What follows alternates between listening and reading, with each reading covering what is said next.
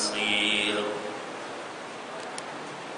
أعوذ بالله من الشيطان اللعين الرجيم بسم الله الرحمن الرحيم رب اشرح لي صدري ويسر لي أمري واحلل عقدة من لساني يفقهوا قولي الحمد لله الذي جعلنا من الباكين على السيد الشهداء الذي بكت له الأرض والسماء وناحت عليه الوحوش في الصحراء والطيور بين الفضاء وصلى الله على جده محمد المصطفى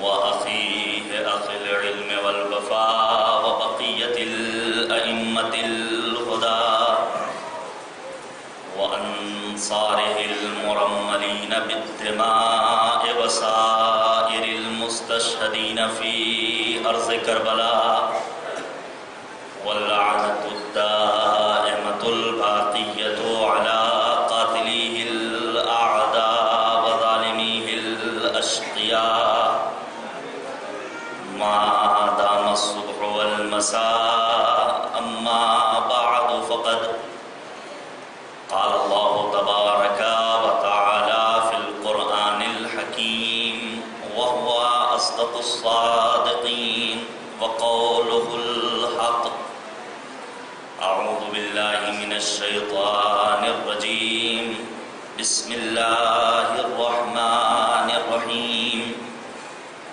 يريدون ليطفئوا نور الله بأفواههم والله متم نوره ولو كره الكافرون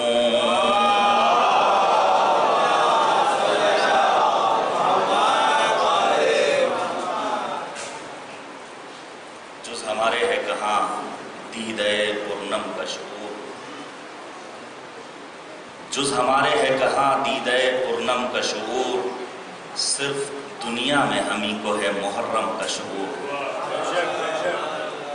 جز ہمارے ہے کہاں دیدہ پرنم کا شعور صرف دنیا میں ہمیں کو ہے محرم کا شعور بخش دے قوم کو شبیر کے ماتم کا شعور فکر دنیا میں نہ کھو جائے کہیں غم کا شعور دین کی بولتی تصویر بنا دے ہم کو لائق ماتم شبیر بنا دے ہم کو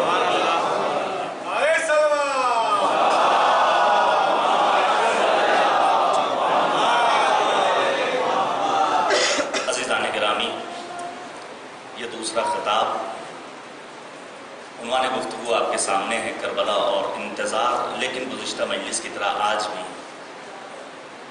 سلسلے وار گفتگو کے ذریعے انشاءاللہ اصل موضوع تک پہنچنا چاہتا ہوں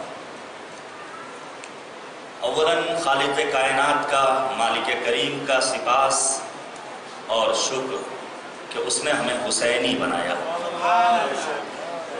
نبی اعظم ختمی مرتبت حضرت محمد مصطفیٰ صلی اللہ علیہ وسلم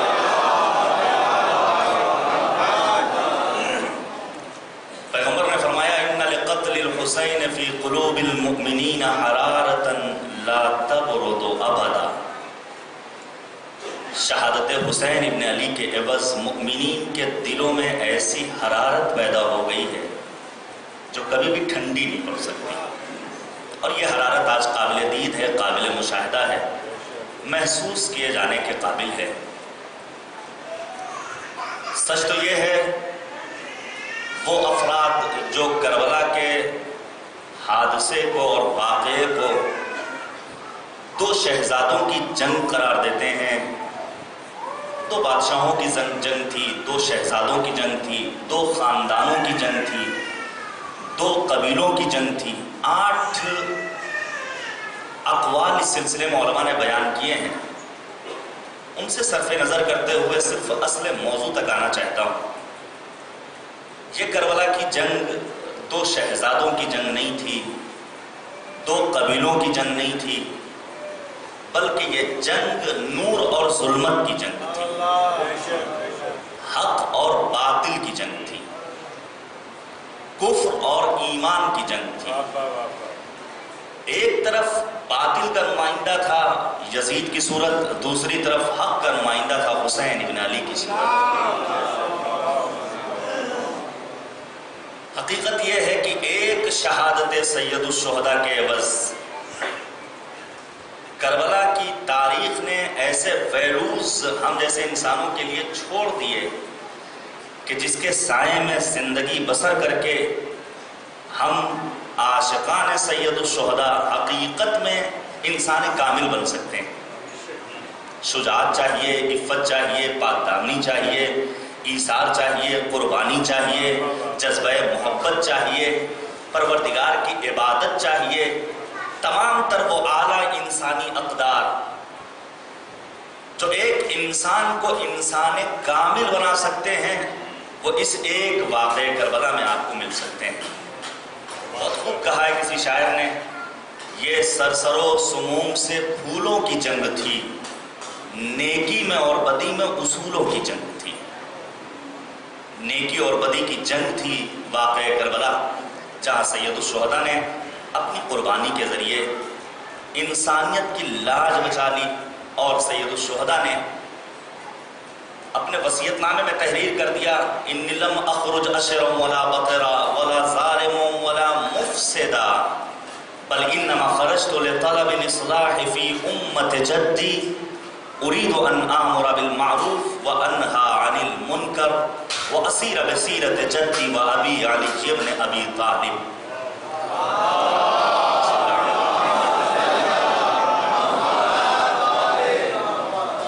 نہ سید الشہداء شر کے لیے نکلے تھے، نہ فساد کے لیے، نہ ظلم کے لیے، نہ بربریت کے لیے، نہ دہشت گردی کے لیے، نہ جاہ و جلال کے لیے، نہ عہدہ و منصب کی لالچ کی خاطر، بلکہ سید الشہداء مدینے کو خیر بات کہہ رہے ہیں تو اغراض و مقاصد آپ کے پیش نظر ہیں۔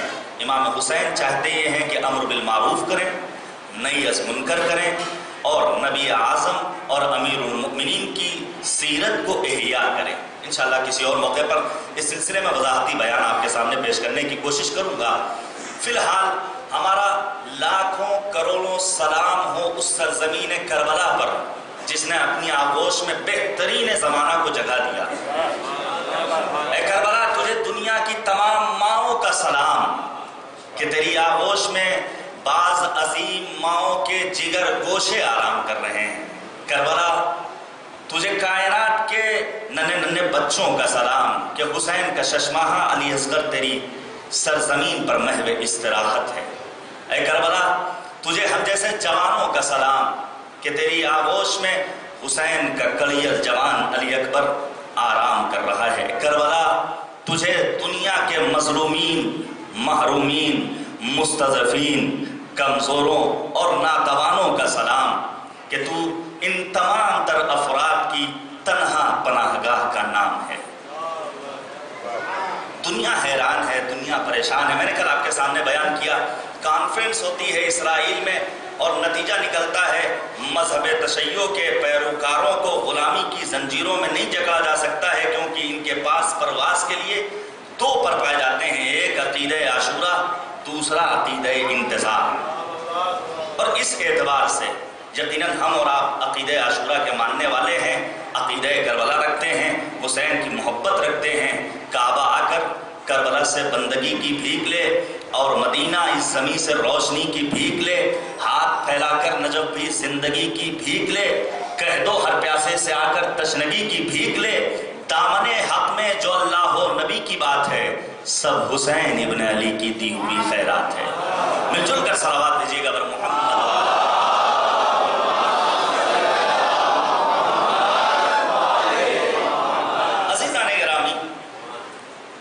یہ مقدس بارگاہ ہم آپ نہیں پہنچ سکتے ہیں، سرزمین عاشقان کربلا معلیٰ یا مقامات مقدسہ پر ہمارے بزرگوں نے ایک سنت قائم کی، نوابین اودھ نے سرزمین اودھ پر بعض عمارتوں کی بنیاد رکھی اس لیے کہ وہ غریب افراد، وہ ناتواں افراد، وہ سماج اور معاشرے میں زندگی بسر کرنے والے کمزور افراد جو اتنا لمبا سفر طے کر کے نہیں جا سکتے ہیں، ان کے پاس ذریعہ معاش نہیں، ظاہری امکانات نہیں، وہ ان مقامات پر آئیں اور آنے کے بعد دامن مراد بھر کر واپس جائیں۔ سوال پیدا ہوتا ہے آج کا مسئلہ شرعی، سوال پیدا ہوتا ہے مقامات مقدسہ میں پہنچنے کے بعد اپنے ہاتھوں کو اس طرح بلند کرنا جیسے دعا میں پروردگار کی بارگاہ میں ہاتھوں کو اٹھایا جاتا ہے، شرعی اعتبار سے کیا حکم رکھتا ہے؟ ہم اور آپ پہنچتے ہیں بارگاہ مقدس میں، امام بارگاہوں میں، درگاہوں میں، حتیٰ روضہ اقدس میں اپنے ہاتھوں کو بلند کر لیتے ہیں۔ یاد رکھیے ہماری دعاؤں کی قبولیت کا واحد مرکز ذات پروردگار عالم۔ معبود نے آواز دی وقال ربکم ادعونی استجب لکم ان الذین یستکبرون عن عبادتی سیدخلون جہنم داخرین۔ پروردگار نے خود وعدہ کیا ہے مجھ سے مانگو، میں تمہاری دعاؤں کو قبول کرنے والا ہوں، اور جو اس عبادت سے سرپیچی کرتے ہیں وہ جان لیں میرا عذاب بہت دردناک ہے، اور ذلت و رسوائی کے ساتھ انہیں جہنم میں بھیج دیا جائے گا۔ ہم اور آپ جب پروردگار کی بارگاہ میں پہنچتے ہیں تو ان معصوم ہستیوں کو وسیلہ بناتے ہیں جنہیں پروردگار نے منتخب قرار دیا ہے۔ پروردگار نے آواز دی وابتغوا الیہ الوسیلہ، پہنچنا ہے ذات پروردگار تک تو پہنچو ان معصوم ہستیوں کے توسط سے۔ اسی لیے جب علماء اور مراجع سے پوچھا گیا کہ مقامات مقدسہ پر پہنچنے کے بعد بعض افراد سجدہ کرتے ہیں تو انہوں نے برجستہ طور پر یہ جواب دیا یہ سجدہ ان معصوم ہستیوں کا سجدہ نہیں ہے، بلکہ سجدہ پروردگار کے شکر ادا کرنے کے لیے ہے کہ مالک نے اس لائق بنایا کہ ظاہر حسین قرار دیا۔ یہ معبود کا سجدہ شکر ہے، کریم پروردگار تو نے اس لائق سمجھا کہ ہم تیرے حسین کی بارگاہ میں حاضر ہوں، حاضر ہونے کے بعد جب ہسائی کریں دامن مراد بھر کر واپس جائیں۔ نہیں، قرآنی روح سے اگر آپ کے سامنے اس مسئلے کو بیان کیا جائے، جب یعقوب جیسا نبی ہو کر، معصوم ہو کر اپنے بیٹے جناب یوسف کے پیراہن کا بوسہ لیتا ہے تو ہم فخر یوسف حسین ابن علی کی ذریعہ اقدس کو تھام لیں تو بدعت اور شرک بھلا کیسے ہو سکتا ہے؟ صلوات بھیجیے گا بر محمد و آل محمد۔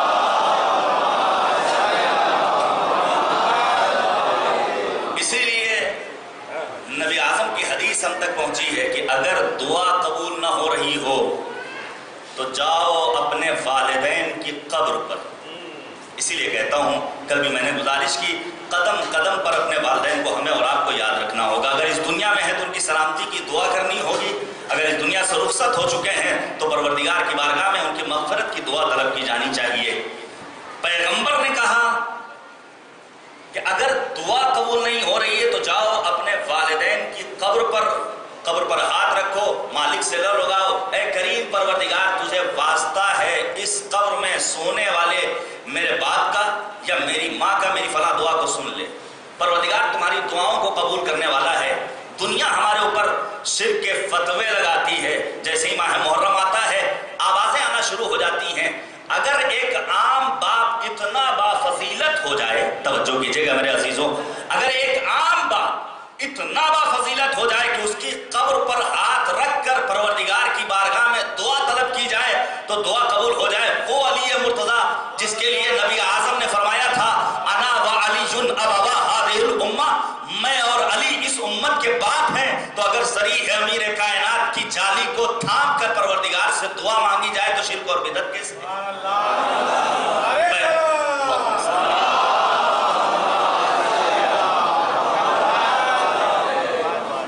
پیغمبر نے کہا اگر دعا قبول نہیں ہو رہی ہے تو جاؤ عالم کی قبر پر پروردگار کو واسطہ دو، کریم پروردگار تجھے واسطہ ہے اس قبر میں سونے والے عالم کا میری دعا کو سن لے۔ اب سوچئے ایک عالم اپنے جیسے انسانوں کے سامنے زانو ادب طے کر کے علم کی منزلوں میں اتنا آگے بڑھ جائے کہ پروردگار سے لو لگانے کا ذریعہ قرار پائے، تو وہ علی مرتضیٰ جس کے لیے نبی نے کہا ہو انا مدینۃ العلم و علی بابھا، میں شہر علم ہوں، علی اس کے دروازہ ہیں، تو علی مرتضیٰ کی ذریعہ اقدس کو تھام کر پروردگار کی بارگاہ میں دعا طلب کی جائے تو یہ شرک اور بدعت کیسے ہو سکتا ہے؟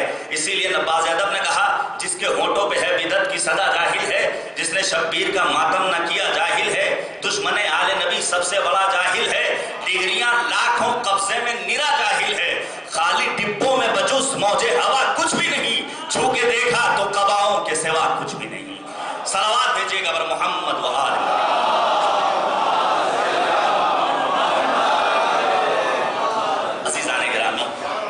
مرحلہ آتا ہے قرآن کریم کا، اور میں اپنے موضوع سے نزدیک ہو چکا ہوں۔ ہمیں اور آپ کو قرآن سے متمسک رہنا ہے، وہ قرآن جس کے لیے امیر کائنات، امیر بیان و سخن، امام العارفین، سید العارفین حضرت علی بن ابی طالب علیہ السلام نے مولا کائنات نے فرمایا یہ الہی کتاب ہے جس کی قندیل کبھی بجھ نہیں سکتی، جس کی لو کبھی مدھم نہیں پڑ سکتی، یہ ایک ایسا علم کا سمندر ہے جس کی تھا نہیں مل سکتی، اس کی راہ پر چلنے والا کبھی بھٹک نہیں سکتا۔ یہ امیر کائنات فرما رہے ہیں، خدا غریق رحمت کرے جناب سید رضی رضوان اللہ تعالیٰ علیہ کو، جنہوں نے نہج البلاغہ کی صورت میں ایک ایسی کتاب ہم عاشقان عربی کے لیے پیش کر دیا جو تا حیات ہمارے لیے مشعل راہ کی حیثیت رکھتی ہے۔ شاعر تھے، مقرر تھے نبی سے پہلے، تھی اور زبانیں عربی سے پہلے، لگتا ہے مگر نہج بلاغہ پڑھ کر بولا ہی نہیں کوئی علی سے پہلے۔ پڑھیے نہج البلاغہ، علم کے ٹھاٹھے مارتا ہوا سمندر۔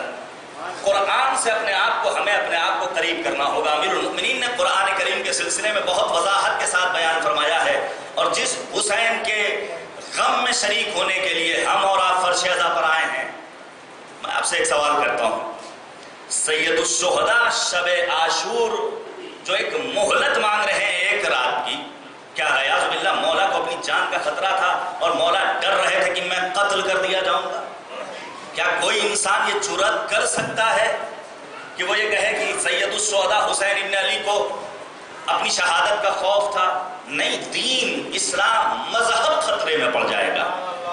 سید الشہداء نے شب عاشور 3 چیزوں کو اپنا محبوب قرار دیا ہے، اور جس معاشرے میں، جس سماج میں، جس سوسائٹی میں، جس گھرانے میں، جس خانوادے میں، جس بستی میں، جس قریے میں، جس ملک میں یہ 3 چیزیں پائی جائیں گی، سمجھ جائیے گا کہ اس ملک نے، اس قریے نے، اس بستی نے، اس گھرانے نے، اس سماج اور سوسائٹی نے اپنے وقت کے امام کو پہچانا ہے اور کربلا سے درس حریت لیا ہے۔ پہلی بات سید الشہداء نے فرمایا انی احب الصلاۃ، حسین کو نماز بہت زیادہ پسند ہے۔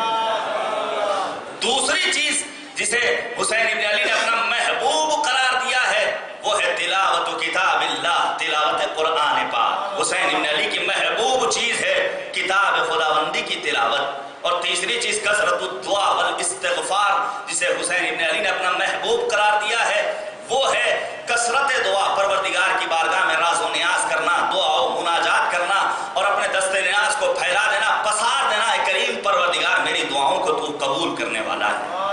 تو قرآن سے ہمیں اپنے آپ کو قریب کرنا ہوگا۔ اسی قرآن کریم کی سورہ صف کی آیت کریمہ کو میں نے سرنامہ سخن قرار دیا، جس میں مالک نے آواز دی، بسم اللہ الرحمن الرحیم، یریدون لیطفئوا نور اللہ بافواہہم واللہ متم نورہ ولو کرہ الکافرون۔ چاہتے ہیں بعض افراد کہ نور الہی کو خاموش کر دیں، اللہ یہ چاہتا ہے کہ اس نور کو منور رکھے، روشن و تابناک رکھے، کافروں کو چاہے اتنا ہی برا کیوں نہ لگے۔ کل آپ کے لیے میں نے بیان کیا کہ علماء نے روایات معصومین سے استفادہ کرتے ہوئے وضاحت کر دی، یہاں نور الہی سے مراد نور ولایت اہل بیت اطہار علیہم السلام ہے۔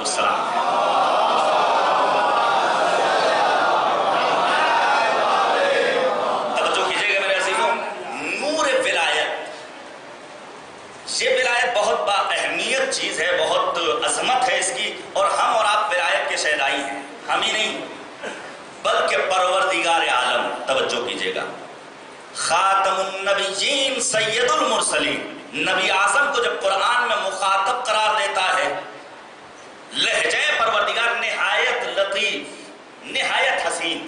کبھی پروردگار کہتا ہے یاسین، کبھی کہتا ہے طٰہٰ، کبھی کہتا ہے مزمل، کبھی خطاب کرتا ہے مدثر، کبھی کہتا ہے وما ارسلناک الا رحمۃ للعالمین۔ لہجے پروردگار کتنا نفیس ہے، لیکن کریم پروردگار رحمت للعالمین نبی کو 3 مقامات پر نہایت تند اور سخت لہجے میں خطاب کرتا ہے۔ پہلا مرحلہ توحید کا مرحلہ ہے، لئن اشرکت لیحبطن عملک۔ اے کریم پروردگار اپنے بندے کو خطاب کر کے آواز دیتا ہے، لئن اشرکت لیحبطن عملک، اے نبی اگر تو نے شرک کیا تو تیرے تمام اعمال حبط کر دیے جائیں گے، برباد ہو جائیں گے، نمازوں کا فائدہ پہنچنے والا، نہ روزوں کا، نہ عبادتوں کا، نہ راہ خدا میں جہاد کا، تمام کے تمام اعمال برباد ہو جائیں گے۔ شرک کی اسلام میں کوئی گنجائش نہیں ہے۔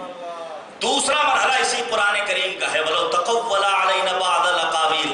پروردگار کا لہجہ دیکھیے، کریم پروردگار نبی رحمت کو خطاب کر کے آواز دے رہا ہے، اگر قرآن میں کسی طرح کی کوئی تحریف کی، کسی چیز کا اضافہ کیا، کسی چیز کو کم کر دیا تو تمہیں محکم گرفت میں لے لیں گے، ثُمَّ لَقَطَعْنَاهُم مِّنْهُ الْوَتِينَ، تمہاری شہرگ حیات کو کاٹ دیں گے۔ یہ کون کہہ رہا ہے؟ کریم پروردگار۔ کس سے کہہ رہا ہے؟ نبی رحمت سے۔ اور تیسرا مرحلہ اسی ولایت عالمی کا ہے، آپ ہمیشہ سنتے رہتے ہیں، پروردگار نے آواز دی، لہجہ دیکھیے، یا ایھا الرسول بلغ ما انزل الیک من ربک وان لم تفعل فما بلغت رسالتہ۔ علی کی ولایت کا اعلان کر دیجئے، اگر آپ نے یہ کام نہ کیا گویا کار رسالت انجام نہ دیا۔ یعنی جس زمرے میں توحید پروردگار، اللہ کی کتاب قرآن کریم، اسی زمرے میں علی ابن ابی طالب کی ولایت بھی آتی ہے۔ اور یہ ولایت ایک ایسا موضوع ہے، توجہ کیجئے گا، جلدی جلدی میں اپنے اصل مطلب تک آنا چاہتا ہوں۔ ولایت و امامت کو اپنے عزیز دوستوں اور جوانوں کے لیے بیان کرنا چاہتا ہوں۔ یہ ولایت کا مسئلہ ایسا ہے، ہم اور آپ جب ولایت کا تذکرہ سنتے ہیں تو روحیں ہماری شاد ہو جاتی ہیں، ایمان سے سرشار ہو جاتے ہیں، چہروں پر تبسم آ جاتا ہے، دل مسرور ہو جاتا ہے۔ ہم ہی نہیں بلکہ نبی اعظم کے جلیل القدر صحابی جناب جابر ابن عبداللہ انصاری، جہاں قربان جائیں ان اصحاب اہل بیت اطہار علیہم السلام پر، جنہوں نے اصحاب کی معرفت حاصل کی تو پروردگار نے انہیں ایسا مرتبہ عطا کیا جس تک عام انسان کی رسائی ممکن نہیں ہے۔ جابر کا تذکرہ کب ہوتا ہے؟ آنے والا ہے 40 کا موقع، 40 کے موقع پر جناب جابر کا تذکرہ ہوتا ہے۔ پہلے زائر ابا عبداللہ الحسین جناب جابر ابن عبداللہ انصاری۔ دوسرا موقع رجب کے مہینے میں جب ہم اور آپ جشن کا اہتمام کرتے ہیں، آسمان امامت و ولایت کے 5ویں اختر تابناک حضرت امام محمد باقر علیہ السلام کی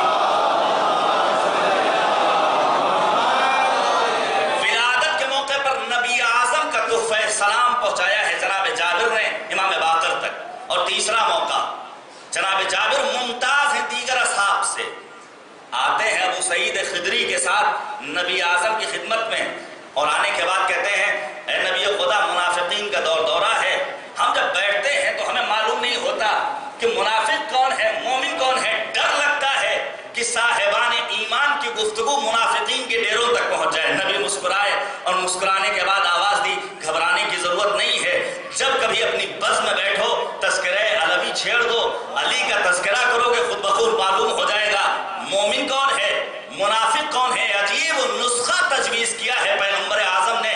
اب جابر کا وہ جملہ سنہری حرفوں میں لکھے جانے کے قابل ہے۔ جابر آواز دیتے ہیں، کنا نعرف فی زمن رسول اللہ المنافقین ببغضہم علیہ، ہم رسول کے زمانے میں لوگوں کو ان کی منافقت کے اعتبار سے پہچانتے تھے ذکر علوی کے ذریعے، جب ان کے دل میں بغض علوی محسوس کرتے تھے سمجھ جاتے تھے یہ منافق ہے، جہاں دلوں میں سرور و شادمانی کی کیفیت محسوس ہوتی تھی سمجھ جاتے تھے یہ مومن ہے۔ یہ ولایت ہے۔ لیکن ولایت کیا صرف اور صرف غدیر کے موقع پر یا اہل بیت کے تذکرے کے موقع پر فلک شگاف نعرہ لگا لینے کے لیے، محفلیں سجا لینا اور اس حال کو سجا لینا جہاں محفل منعقد ہو رہی ہے، اہل بیت کا تذکرہ ہو رہا ہے، کیا یہ کافی ہے؟ اچھے لباس پہن لینا، بچوں میں عیدی تقسیم کر دینا، کیا یہ ولایت کا تقاضا ہے؟ نہیں۔ آیت اللہ العظمی جوادی آمدی، میں نے کل بھی آپ سے یہ گزارش کی تھی کہ دین لینا ہے تو صاحبان علم سے۔ حضرات مجھے اشارہ کیا گیا، حکم دیا گیا، آپ حضرات اگر محسوس کریں تھوڑا تھوڑا آگے آ جائیں، اس طرح کی جگہ ہے، ادھر آگے بھی جگہ ہے تاکہ بعد میں آنے والے افراد کو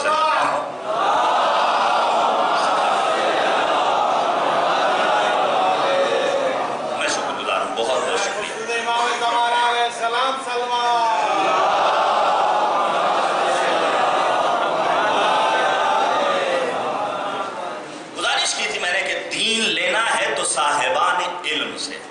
ولایت کسے کہتے ہیں؟ ولایت صرف چند نعروں کا نام ہے یا تذکرہ امیر المؤمنین پر خوش ہو جانا، اہل بیت کے تذکرے پر مودت سے جھوم اٹھنا، کیا ولایت کے معنی یہ ہیں؟ نہیں۔ جب دین صاحبان علم سے لیا جائے گا تو حقیقت دین کی تصویر لوگوں کی نگاہوں کے سامنے آئے گی۔ پہنچیے سرزمین علم و اجتہاد، شہر مقدس قم، آیت اللہ العظمی جوادی عملی حفظہ اللہ، خدا انہیں طول عمر دے، بزرگ فلسفی، بہترین عالم، وقت کے عظیم مرجع تقلید، انہوں نے کتاب لکھی ہے شمیم ولایت، اور اس کتاب میں ولایت کی تعریف بیان کی۔ وہ کہتے ہیں ولایت، توجہ کیجئے گا میرے عزیز دوستو، ولایت یعنی محب اور محبوب، عاشق اور معشوق کے درمیان فاصلے کا نہ پایا جانا۔ ولایت یعنی محب اور محبوب کے درمیان فاصلہ نہ پایا جائے۔ ہم ہیں محب، اہل بیت ہیں ہمارے محبوب، ہم ہیں عاشق، اہل بیت ہیں ہمارے معشوق، تو اب ان کے اور ہمارے درمیان فاصلہ نہ پایا جائے، نہ کردار میں فاصلہ پایا جائے، نہ رفتار میں فاصلہ پایا جائے، نہ گفتار میں فاصلہ پایا جائے، نہ حسن معاشرت میں فاصلہ پایا جائے، نہ بچوں کی اسلامی تربیت میں فاصلہ پایا جائے، نہ پڑوسیوں کے حقوق کی ادائیگی میں فاصلہ پایا جائے، نہ بزرگوں کے احترام میں فاصلہ پایا جائے، نہ مصلح عبادت پر عبادت پروردگار میں فاصلہ پایا جائے۔ جب یہ تمام تر فاصلے ختم ہو جائے تو سمجھ لیجئے گا حقیقت ولایت کو ہم نے ترک کر لیا ہے۔ صلوات بھیجئے گا بر محمد و آل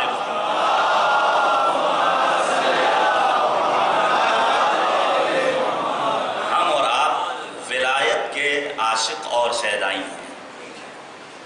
پانچویں امام نے فرمایا بنی الاسلام علی خمس، اسلام کی بنیاد 5 چیزوں پر استوار ہے، علی الصلاۃ والزکاۃ والصوم والحج والولایہ ولم یناد بشیء کما نودی بالولایہ۔ دین کی بنیاد 5 چیزوں پر استوار ہے، نماز پر، روزے پر، زکوٰۃ پر، حج پر اور ولایت اہل بیت اطہار علیہم السلام۔ اور اس ولایت کے بارے میں جیسے سوال کیا جائے گا، باس پرس ہوگی کسی اور چیز کے بارے میں، اس طرح سوال اور جواب نہیں ہوگا پروردگار کی بارگاہ میں۔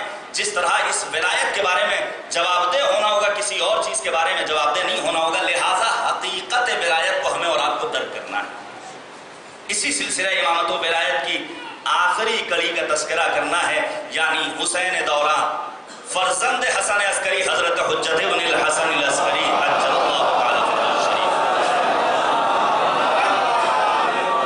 کل میں نے آپ کے سامنے بیان کیا، نبی اعظم نے فرمایا من مات ولم یعرف امام زمانہ فقد مات میتۃ جاہلیہ، جو مر جائے اور اسے اپنے وقت کے امام کی معرفت نہ ہو، اس کی موت جاہلیت کی موت ہے۔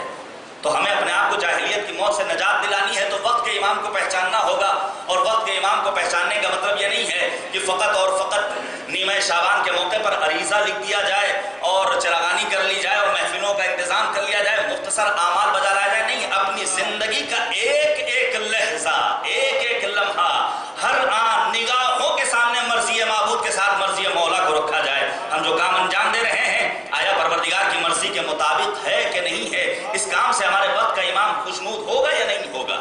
جب اس منزل پر ہم پہنچ جائیں گے تو گویا ہم نے اپنے وقت کے امام کی امامت و ولایت کو سمجھنے کی کوشش کی ہے۔ ہمیں اپنے وقت کے امام کو پہچاننا ہے، اور پھر اس سلسلے میں بیان کیا امام کی ذمہ داری ہے تفسیر قرآن کو بیان کرنا، اور اس کے ضمن میں نے آپ کے سامنے وہ چور والا واقعہ بیان کیا تھا۔ اب دوسرا مرحلہ آتا ہے، امام کی ذمہ داری ہے مسئلہ شریعہ کو بیان کرنا۔ توجہ کیجئے گا، امام کے فرائض میں ایک فریضہ ہے کہ امام مسئلہ شریعہ کو بیان کرے۔ امام ہے پس پردہ غیبت۔ ہم اپنے گناہوں کے سبب اپنی آنکھوں کو اتنا ناپاک بنا چکے ہیں کہ نور امامت و ولایت کو ہماری آنکھیں دیکھنے کے قابل نہیں رہ گئی۔ کبھی بھی نہ کہیے گا کہ امام ہماری نظروں سے اوجھل ہیں، نہیں، یہ ہماری نظریں ہیں جو امام کے دیدار سے محروم ہیں۔ ایسے صاحبان دل ہیں، ایسے با تقوی افراد ہیں، ایسے اولیاء الہی جن کے پاکیزہ قلوب کے نتیجے میں پروردگار نے انہیں یہ توفیق دی ہے کہ ان کے وقت کے امام سے ملاقات ہوتی ہے۔ تو اس دور غیبت میں ہم مسئلہ کس سے دریافت کریں؟ کیا امام اپنی ذمہ داری کو ادا نہیں کر رہے ہیں معاذ اللہ؟ کیا ہم یہ کہہ سکتے ہیں کہ نہیں نہیں امام اپنی ذمہ داری اور ڈیوٹی کو انجام نہیں دے رہے. نہیں عزیزان گرامی، ہمارے اور آپ کے 11ویں امام حضرت امام حسن عسکری علیہ السلام نے فرمایا وَأَمَّا مَنْ كَانَ مِنَ الْفُقَهَاءِ صَائِنًا لِنَفْسِهِ حَافِظًا لِدِينِهِ مُطِيعًا لِأَمْرِ مَوْلَاهِ فَلِلْعَوَامِ أَن يُقَلِّدُوهُ. جو اپنے نفس کو کچلنے والا ہو، جو اپنے رب کے امر کی اور حکم کی اطاعت کرنے والا ہو، جو اپنے دین کی پاسبانی کرنے والا ہو، تو اب عوام کی ذمہ داری ہے کہ ایسے فقہا کی وہ تقلید کرے. گویا یہ مرجعیت، یہ اجتہاد، یہ تقلید یہ آج کے دور کی ضرورت نہیں ہے، بلکہ امام عسکری نے اس جانب متوجہ کر دیا تھا. لہذا جب نئے نئے مسائل پیش آئیں تو کہیں جانے کی ضرورت نہیں ہے. اسی لیے سرکار حجت نے فرمایا وَأَمَّا الْحَوَادِثُ الْوَاقِعَةُ فَارْجِعُوا فِيهَا إِلَىٰ رُوَاةِ حَدِيثِنَا فَإِنَّهُمْ حُجَّتِي عَلَيْكُمْ وَأَنَا حُجَّةُ اللَّهِ عَلَيْهِمْ. جب نئے نئے مسائل پیش آئیں، آج ہم 21ویں صدی میں زندگی گزار رہے ہیں، 4G آ گیا ہے، یوٹیوب پر ہمیں فلم دیکھنی ہے، نئی نئی سگریٹ آ گئی ہے، ہمیں پینا ہے، نئے نئے مسائل ہیں، ہمیں سفر کرنا ہے، ایروپلین پہ نماز کیسے پڑھی جائے. جب نئے نئے مسائل پیش آئیں تو امام زمانہ نے فرمایا جاؤ فقہا کی خدمت میں اور ان کے سامنے زانو ادب طے کر لو، ان سے مسئلہ دریافت کرو. کیوں؟ کیونکہ وہ میری حجت ہے تم پر اور میں ان پر الہی حجت ہوں.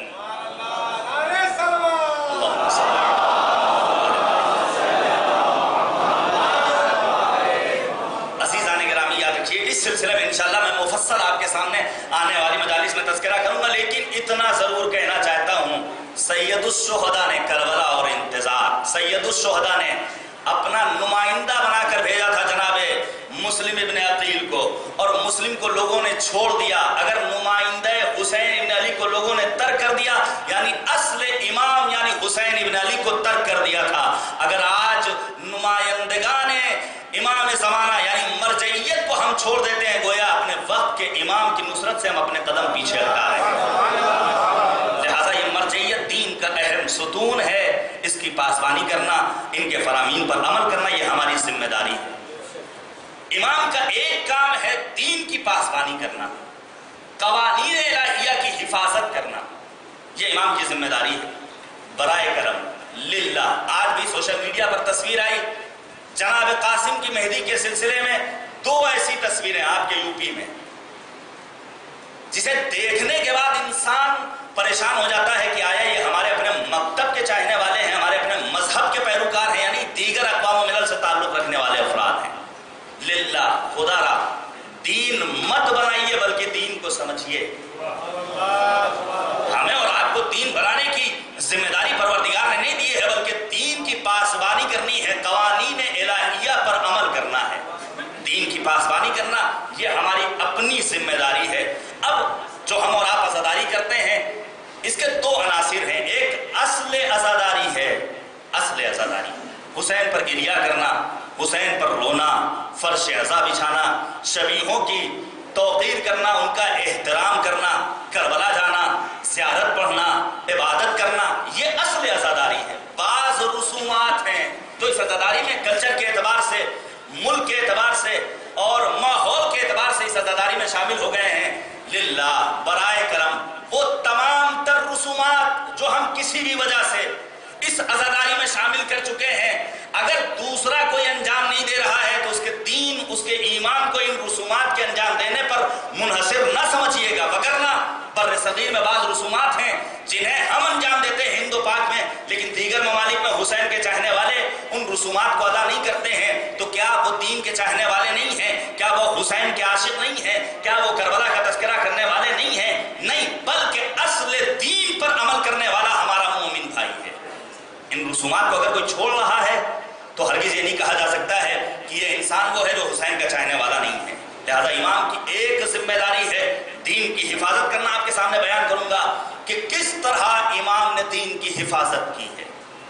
بحرین میں آج ہماری تعداد 70-80% ہے، لیکن گزشتہ زمانے میں آج سے 500 برس قبل یہ تعداد صرف 20% تھی. آئندہ آنے والی مجالس میں انشاءاللہ اس کا تذکرہ کروں گا. امام نے کس طرح دین کی، مکتب کی، مذہب کی پاسبانی کی اور حفاظت کی ہے. امام کی ایک ذمہ داری ہے کہ پبلک کے لیے، عام انسانوں کے لیے خود کو اسوہ بنانا، نمونہ عمل بنانا۔ دنیا آج کسی سپر اسٹار کو اپنا آئیڈیل بنا رہی ہے، کسی اور کو اپنا آئینے عمل قرار دے رہی، نمونہ عمل بنا رہی ہے، لیکن جانے قربان جائیں پیغمبر اعظم پر، جس کے لیے پروردگار نے قرآن کریم میں آواز دی لقد کان لکم فی رسول اللہ اسوۃ حسنہ، تمہارے لیے ذات پیغمبر بہترین نمونہ عمل ہے۔ ہم اور آپ اس مذہب کے ماننے والے ہیں جس کے بچانے کے لیے سید الشہداء میدان کربلا میں آئے اور آواز دی لکم فی اسوہ، تمہارے لیے میری ذات بہترین نمونہ عمل ہے۔ یہ جو جناب زہرا کے لیے خطبہ، علماء، شعراء، عام افراد کہتے ہیں کہ جناب زہرا کی ذات گرامی خواتین کے لیے بہترین نمونہ عمل ہے، یہ صحیح نہیں ہے۔ کیوں؟ کیونکہ وقت کا امام آواز دے رہا ہے وَلْيَفِي ابْنَتِ رَسُولِ اللَّهِ أُسْوَةٌ حَسَنَةٌ، میرے لیے بنت پیغمبر فاطمۃ الزہرا کی ذات بہترین نمونہ عمل ہے۔ جب وقت کے امام کے لیے فرزند بنت پیغمبر فاطمۃ الزہرا بہترین نمونہ عمل ہے، تو یقیناً ہم جیسے انسانوں کے لیے بھی بنت پیغمبر فاطمۃ الزہرا بہترین نمونہ عمل ہے۔ امام کی ذمہ داری ہے کہ خود کو دوسروں کے لیے نمونہ عمل بنانا۔ امام کی ذمہ داری ہے قوم کی رہبری کرنا، قوم سے اپنی اطاعت طلب کرنا۔ پروردگار نے آواز دی اطیعوا اللہ واطیعوا الرسول واولی الامر منکم، یہ ہے کون اولی الامر؟ انما ولیکم اللہ ورسولہ والذین آمنوا الذین یقیمون الصلاۃ ویؤتون الزکاۃ وہم راکعون۔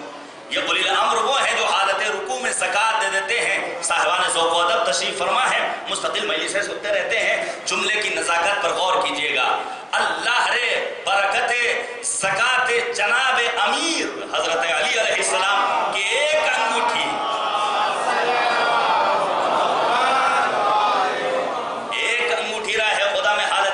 زکوٰۃ میں دے دی اور ذریت کو، نسل امامت کو اپنی نسل میں رکھ لیا۔ تمام کے تمام ائمہ نسل امیر المؤمنین علی ابن ابی طالب سے ہیں۔ امام کی ذمہ داری ہے قوم کی رہبری کرنا۔ امام کون ہوگا؟ وہ امام ہوگا جو علم الہی کا مالک ہو، حامل علم الہی ہو، تمام اوصاف حمیدہ اس کے اندر پائے جاتے ہوں۔ امام وہ ہوگا جو منصوص من اللہ ہوگا، پروردگار نے اسے امام بنایا ہوگا۔ یہ مختلف صفات ہیں امام کے جو امام کے اندر پائے جانے چاہیے۔ عزیزان گرامی، لیکن اب میرا آپ سے سوال ہے کہ ہم اور آپ کائنات کے بہترین زمانہ کی امامت کے قائل، کائنات میں ان سے بہتر کوئی اور خانوادہ نہیں، کوئی اور گھرانہ نہیں۔ پروردگار نے جگہ جگہ پر ان کی شان میں قصیدے پڑھے ہیں، تنہا ایک علی مرتضیٰ، جانے قربان جائیں امیر المؤمنین پر ایک علی مرتضیٰ کے سلسلے میں جب علماء سے سوال دریافت کیا گیا تو علماء اہل سنت نے کہا کم از کم 500 آیتیں ہیں علی مرتضیٰ کی شان میں قرآن کریم میں۔ یہ 500 کے قائل ہیں، ہم 1000 آیتیں کم از کم علی مرتضیٰ کی شان میں قرآن کریم میں پاتے ہیں۔ علماء نے ان آیتوں کی جانب اشارہ کیا ہے۔ یہ اہل بیت اطہار بہترین زمانہ، تو اب ان کے مقابلے میں ہماری اپنی ذمہ داری کیا ہے، ہمارے اپنے فرائض کیا ہیں؟ کیا ان تذکروں کو سن کر ہمیں گزر جانا ہے؟ نہیں عزیزان گرامی، ہماری ذمہ داریاں بہت سنگین ہیں۔ ان اہل بیت اطہار علیہ السلام کی حقیقی معرفت تک پہنچنے کے لیے ظاہری شناخت کا جاننا ضروری ہے۔ توجہ کیجیے گا، کل میں نے آپ کے سامنے عرض کیا ظاہری شناخت کیا ہے۔ ہماری اپنی ظاہری شناخت یہ ہے کہ ہماری ڈیٹ آف برتھ یہ ہے، پلیس آف برتھ یہ ہے، ہمارے باپ کا نام یہ ہے اور ہم اس ملک کے رہنے والے ہیں۔ لیکن اگر ہم اپنے ان ظاہری قوائف کو فراموش کر دیں تو ہماری زندگی کوئی مختل ہونے والی نہیں، ہمارا اسلام خطرے میں نہیں پڑے گا۔ لیکن اگر وقت کے امام کی ظاہری شناخت حاصل نہ ہوئی تو یاد رکھیے ہمارا دین خطرے میں پڑ جائے گا۔ اگر آج کا حسینی جوان، کربلائی سماج وقت کے امام کی ظاہری شناخت سے ناواقفیت رکھتا ہو اور اسے آشنائی نہ ہو تو بہرحال لمحہ فکریہ ہے۔ لہٰذا امام کی ظاہری شناخت کا جاننا ضروری ہے۔ کم از کم اتنی شناخت جتنی شناخت کے ذریعے آج کے مغربی اسکالرز، مستشرقین سرکار حجت کے سلسلے میں ریسرچ کر رہے ہیں، تحقیقیں لکھ رہے ہیں۔ امام کی ولادت کب ہوئی؟ 15 شعبان المعظم سن 255 ہجری۔ اگر انگلش کے اعتبار سے دیکھا جائے تو اگست کا مہینہ سن 869 عیسوی، 2 اگست سن 869 عیسوی، روز جمعہ صبح صادق کا وقت فرزند امام عسکری حضرت حجت کی ولادت ہوئی۔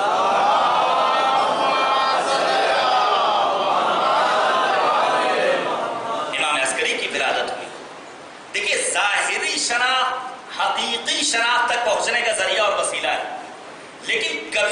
ظاہری شناخت پر اکتفا نہیں کرنی ہے. توجہ کیجیے گا، بسا اوقات ظاہری شناخت کے ذریعے انسان دھوکے میں پڑ جاتا ہے. میں آپ کی خدمت میں عرض کروں، یہ کربلا جو اس کا تذکرہ ہم اور آپ اپنے بچپنے سے اب تک سنتے چلے آ رہے ہیں، اور انشاءاللہ توفیق خداوندی شامل رہی تو اپنی زندگی کے آخری لمحات تک اس در سے ہم اور آپ وابستہ رہیں گے. کربلا کو کبھی بھی سطحی نگاہ سے نہیں دیکھنا ہے. کربلا ظاہری نگاہوں سے نہیں دیکھنے کے قابل، بلکہ کربلا کو دیکھنے کے لیے بصیرت درکار ہے. وہ بصیرت جو جناب مسلم ابن اوسجہ کے اندر پائی جاتی تھی، وہ بصیرت جو حبش کے رہنے والے جناب جون کے اندر پائی جاتی تھی، وہ بصیرت جو شہدائے کربلا کے اندر پائی جاتی تھی. اگر اسی لیے قائد مقاومت سید حسن نصر اللہ نے کہا تھا کہ جنہوں نے کربلا کو کہانی سمجھا وہ ظاہری نگاہوں سے کربلا کو دیکھتے رہے، کربلا کا تذکرہ سنتے رہے، کربلا کو ایک افسانے کے طور پر پڑھتے رہے اور اس کا تذکرہ سنتے رہے، لیکن جنہوں نے کربلا کو حقیقی نگاہوں سے دیکھا وہ آج بھی باطل قوتوں کے سامنے نبرد آزما ہے. لہذا ہمیں کربلا کو حقیقی نگاہوں سے دیکھنا ہوگا. ظاہری نگاہوں سے اگر دیکھیں گے تو بہت ساری چیزیں ہماری نگاہوں میں دھوکے کے طور پر آئیں گی. اسلامی انقلاب سے پہلے شاہ کی حکومت 1000 سالہ شہنشاہی نظام، میں کیوں بیان کر رہا ہوں؟ ظاہری طور پر بسا اوقات شعراء کے اشعار، خطیب کی خطابت، بہترین سجے ہوئے الفاظ، جملے، اشعار، انسان اس ظاہری شاعری کا، ظاہری خطابت کا اتنا دل دادا ہو جاتا ہے، واہ واہ اور سبحان اللہ فلک شگاف نعرے لگاتا ہے، لیکن انسان بھول جاتا ہے یہی وہ افراد ہیں جو آستین کے سانپ ہیں اور ہمارے جوانوں کے درمیان سے روح ازل کو سلب کرنے کا کام کر رہے ہیں. لہذا ظاہری نگاہوں سے ہمیں فیصلہ نہیں کرنا. اسلامی انقلاب سے پہلے 1000 سالہ شہنشاہی نظام ہے. اسلامی انقلاب سے پہلے شاہ ایران انقلاب پہنچتا ہے تو عاشور کے دن کا انتخاب کرتا ہے. عاشور کے دن کا انتخاب کرتا ہے. ایران میں رواج ہے وہ افراد جنہوں نے عاشور اور ایام اعزا گزارے ہوں گے، سرزمین ایران پر انہوں نے دیکھا ہوگا سر پر خاک لگانا، وہاں واقعی ایک سنت بھی ہے. روز عاشور انسان خود کو غمزدہ کرے، پیشانی پر خاک لگاتے ہیں، پا پیادہ رہتے ہیں، ننگے پیر پہنچتے ہیں حرم اطہر. شاہ نے بھی یہی کیا. توجہ کیجیے گا، شاہ نے بھی یہی کیا. ایران آتا ہے، سر پر نہ ٹوپی ہے نہ تاج ہے، ننگے سر اور ایک سینی رکھے ہوئے جس میں شمع ہے عقیدت کے اظہار کے لیے.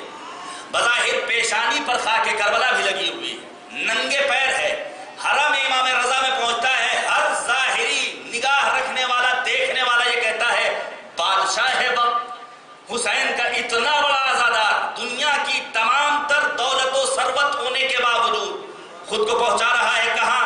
حرم امام رضا میں. ظاہری نگاہوں سے دیکھنے والا اس شاہ ایران کی تعریف کرتا ہے کتنا بڑا عزادار ہے، لیکن جب اس نے ظاہری نگاہوں سے اپنے آپ کو منوا لیا، لوگوں کے دلوں میں جگہ بنا لی، تب یہی شاہ ایران ہے جس نے علماء کے سروں سے عوامے کو نچوایا ہے، خواتین کے بدن سے حجاب کو ختم کروایا ہے.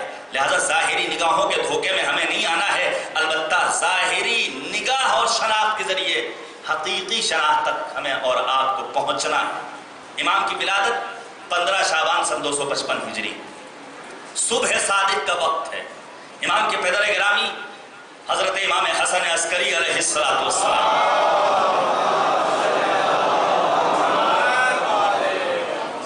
امام کی والدہ جناب نرجس خاتون جو پہلے مسیحی تھیں، اس کے بعد اسلام قبول کیا اور آنے کے بعد اسلامی تربیت سے خود کو آراستہ کیا. یاد رکھیے یہاں نسلوں کو نہیں پرستش کی جاتی ہے، بلکہ یہاں پروردگار کی بارگاہ میں وہ انسان با اہمیت اور با کرامت ہوا کرتا ہے جس کے یہاں تقویٰ اور خلوص پایا جائے. لہذا نسلوں کا تعصب دلوں سے نکالنا ہوگا. ہم فلاں قبیلے سے تعلق رکھنے والے ہیں، ہم فلاں رئیس گھرانے سے تعلق رکھنے والے نہیں. نبی اعظم نے فرمایا کلکم واحد، تم سب کے سب ایک ہو. آباؤکم واحد، تمہارے باپ آدم ایک ہیں.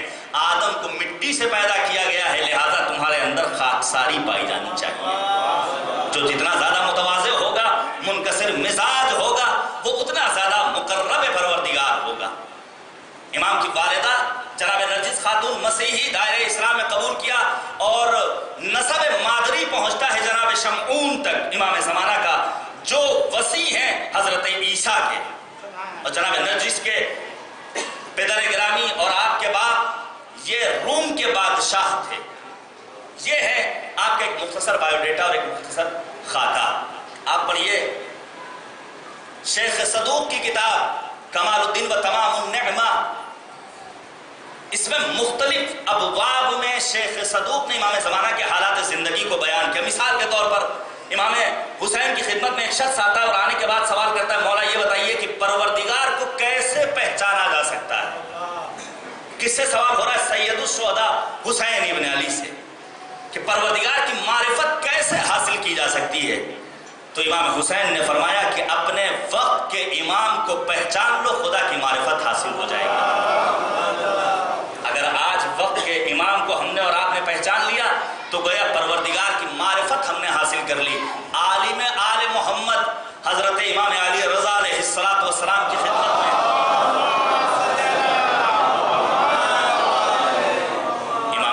خدمت میں ایک شخص آتا ہے اور آنے کے بعد کہتا ہے مولا یہ بتائیے کیا آپ ہی ہیں وہ قائم جو قیام کرنے والے ہیں؟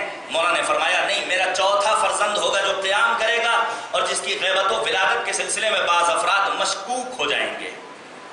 لہذا دین کی بقا دور غیبت میں واقعی ایک دشوار کام ہے. اسی لیے روایات میں آیا ہے کہ دور غیبت کبریٰ میں دین کی حفاظت کرنا ہاتھ میں انگارہ لینے سے زیادہ دشوار ہے. ایسے سخت حالات میں ہم اور آپ در اہل بیت سے وابستہ ہیں. یہ باعث صد شکر ہے کہ معبود تیرا کرم ہے. امام کی ولادت ہوتی ہے، لیکن ولادت کیسے ہوئی ہے؟ امام کی ولادت کے حالات سن لیجیے. شیخ صدوق نے اپنی کتاب کے باب نمبر 42 میں اس واقعے کو مفصل طور پر نقل کیا ہے. دیکھیے امام زمانہ دیگر ائمہ اطہار سے بعض جہات سے مختلف ہیں اور منفرد ہیں. وہ خصوصیات حاصل ہیں سرکار حجت کو جو دیگر ائمہ اطہار کو نہیں ملے. مثلا پیغمبر اعظم سے لے کر ہمارے اور آپ کے 11ویں امام تک ہر معصوم نے امام زمانہ کی ولادت کی بشارت دی. ہر معصوم نے، نبی اعظم ہوں، امیر المؤمنین ہوں، بی بی فاطمہ الزہرا ہوں، یا امام رضا ہوں، یا امام عسکری، تمام معصومین نے امام کی آمد کی بشارت دی. کسی اور معصوم کے لیے بشارت نہیں ملتی. دوسری فضیلت اور دوسری منفرد خصوصیت جو سرکار حجت کو حاصل ہے وہ یہ کہ کسی معصوم کی ولادت مخفی طور پر نہیں ہوئی سوائے سرکار حجت کے. تمام ائمہ کی ولادت منظر عام پر ہوئی ہے. لوگوں کو خبر ہے کہ آج ان کی یہاں ولادت ہونے والی ہے اور بچہ پیدا ہو چکا ہے. خود سید الشہداء کی زندگی کا مطالعہ کیجئے. تمام علماء نے لکھا ہے نواسۂ رسول حسین ابن علی کی جب ولادت ہوئی ہے تو دنیا والوں نے بھی جشن منایا ہے، آسمان پر حوروں نے بھی جشن منایا ہے. کوثر نے موجیں ماری ہیں، موتی لٹائے گئے ہیں، فرشتوں کی قطار آئی ہے پیغمبر کی شان میں اور پیغمبر کی خدمت میں مبارکباد دینے کے لیے. اور مجھے تو یاد آتا ہے تاریخ کا وہ واقعہ کہ ایک جزیرے پر عتاب میں مبتلا فطروس جیسا فرشتہ بھی وجد میں آتا ہے، اپنے کو گہوارے حسین سے مس کرتا ہے اور مس کرنے کے بعد آواز دیتا ہے مم مثلی انا عتیق الحسین. کون ہے جو میرا مقابلہ کرے؟ میں حسین کا آزاد کرتا ہوں. میں کہوں گا فطروس آج پھر تمہارے اندر عقل پیدا ہو گئی، آج پھر تم نے غرور و تکبر شروع کر دیا. عجب نہیں فطروس آواز دے، کل میرا تکبر میری اپنی ذات کی وجہ سے تھا، لیکن آج میں ناز کر رہا ہوں حسین کو واسطہ اور وسیلہ بنا کر. عزیزو ایک جملہ کہنے کا دل کرتا ہے، جب فطروس جیسا معصوم ملک حسین کے گہوارے سے وابستہ ہو جائے تو اسے شفا مل جایا کرتی ہے. تو ہم جیسے عاشقان حسین اگر ذریع ہے ابا عبداللہ الحسین تک پہنچ کر اپنی دامن مراد کو بھر لیں تو اس میں تعجب کی کیا بات ہے. صلوات بھیجیے گا بر محمد و آل.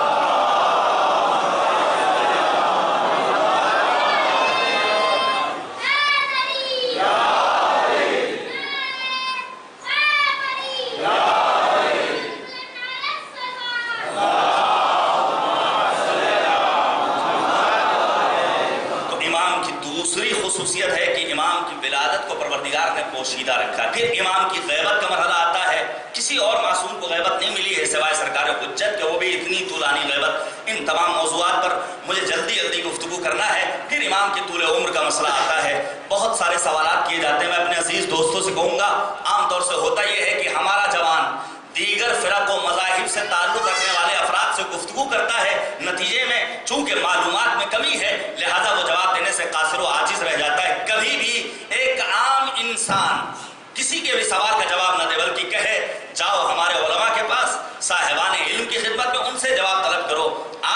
ڈھونڈنے کی ضرورت نہیں ہے، ان افراد کی خدمت میں انہیں بھیج دیجئے جنہوں نے دین کا علم حاصل کیا ہے، دینی تعلیم حاصل کی ہے۔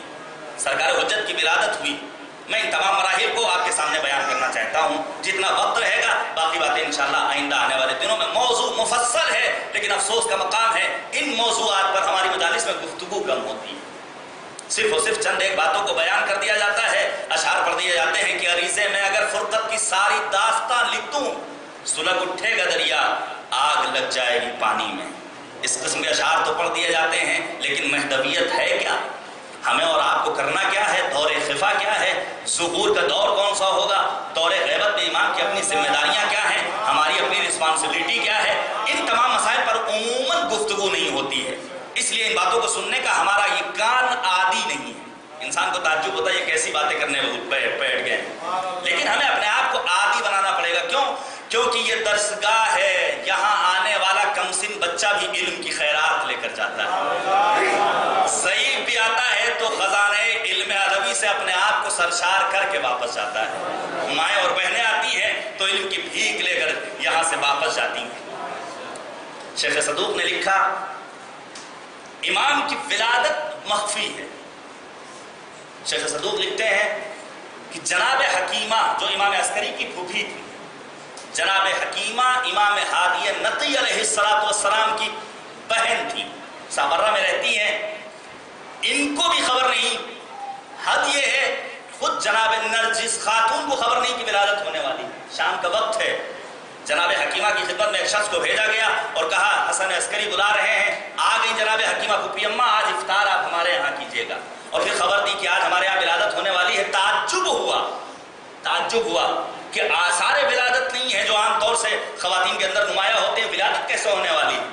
لیکن بہرحال وقت کے امام نے کہہ دیا ہے تو بدون چوں چرا قبول کرنا ہے۔ لیکن افطار کر لیا، نصف شب گزرنے کے بعد ابھی بھی ولادت نہیں ہوئی ہے، نماز شب ادا کرتی، ادھر نرجس خاتون اٹھتی ہیں نماز شب ادا کرتی ہیں۔ اس کے بعد جناب حکیمہ نے سورہ سجدہ کی اور سورہ یاسین کی تلاوت کی ہے۔ اب پھر ذہن میں سوال پیدا ہو رہا ہے کہ حسن عسکری نے کہا تھا ولادت ہونے والی ہے میرے یہاں، میرے فرزند کی جو وقت کا امام ہوگا اور میرا جانشین ہوگا اور شیعوں کا 12واں امام ہوگا، آتی ہیں اور بیت الشرف سے باہر نکلنے کے بعد کھڑی ہو جاتی کہ ایسا تو نہیں نماز فجر کا وقت ہو گیا ہے، اور ذہن میں وہ سوال پیدا ہو رہا ہے کہ ابھی تک ولادت نہیں ہوئی ہے۔ امام وہ ہوتا ہے جو عالم علم لدنی ہوتا ہے، ادھر جناب حکیمہ دروازے پر کھڑے ہو کر انتظار کر رہی ہیں، دیکھ رہی ہیں، ایسا تو نہیں کہ وقت نماز آن پہنچا ہے۔ اندر سے امام عسکری نے کہا پھوپھی اماں آ جائیے، جو بات میں نے کہی ہے وہ ہو کر رہے گی، وہ ولادت ہو کر رہے گی۔ نماز ادا ہوئی اور اتنے میں امام عسکری نے آواز دی آئیے پھوپھی اماں، امام زمانہ کی ولادت ہوئی، صبح صادق اذان فجر کے وقت امام کی روز جمعہ ولادت ہوتی۔ جناب نرجس نے اپنی آغوش میں لیا، پہنچی امام عسکری کی خدمت میں۔ آنے کے بعد سب سے پہلے جب آغوش امامت میں امام زمانہ پہنچتے ہیں تو اللہ کی وحدانیت کی گواہی دیتے ہیں، اشہد اللہ الہ الا اللہ۔ اس کے بعد گواہی دیتے ہیں واشہد ان محمد رسول اللہ، میں گواہی دیتا ہوں محمد اللہ کے رسول ہیں۔ اور اس کے بعد سرکار حجت امیر المؤمنین سے لے کر کے اپنے بابا کو تحفہ سلام بھیجتے ہیں، میرا سلام ہو میرے جد علی مرتضیٰ پر، میرا سلام ہو حسن مجتبیٰ پر، تمام ائمہ کو سلام کہتے ہیں۔ جب امام عسکری کو بھی سلام کر لیا پھر پھوپھی اماں کی آغوش میں دیتے ہیں اور کہتے ہیں پھوپھی اماں جائیے، جا کر اس بچے کو اس کی ماں کے سپرد کر دیجئے تاکہ یہ بچہ اپنی ماں کو سلام کا تحفہ پیش کر سکے۔ اب آپ اندازہ لگائیے، حفظ مراتب اگر سیکھنا ہے تو در اہل بیت پر آنا ہوگا۔ پہلے اللہ کی وحدانیت کی گواہی دی ہے، پھر رسول کی رسالت کی گواہی دی ہے، پھر امیر المؤمنین سے لے کر کے اپنے وقت کے امام اور اپنے پدر بزرگوار کو تحفہ سلام پہنچایا ہے۔ یہ ہے امام کی ولادت کے حالات۔ لیکن اس کے بعد کا جو مرحلہ ہے دور خفا، یہ دور خفا کیا ہے؟ چند مرحلوں میں تقسیم ہوتا ہے۔ دور خفا میں سرکار حجت لوگوں کی نگاہوں کے سامنے نہیں، امام زمانہ لوگوں کی نگاہوں کے سامنے اپنے چاہنے والوں سے مخفی رکھا ہے خود امام حسن عسکری علیہ السلام نے۔